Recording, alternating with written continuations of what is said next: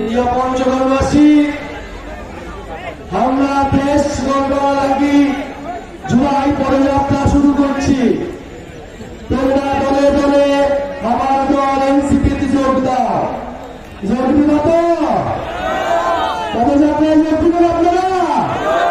সারা দেশে জাতীয় নাগরিক পার্টি এনসিপির উদ্যোগে এই জুলাই মাসে শুরু হয়েছে দেশ করতে জুলাই পদযাত্রা। প্রিয় পঞ্চগড়বাসী, 2024-এ জুলাই গণ অভ্যুত্থানে আমরা একটি স্বৈরাচার ফ্যাসিস্ট সরকারের পতন ঘটিয়েছিলাম।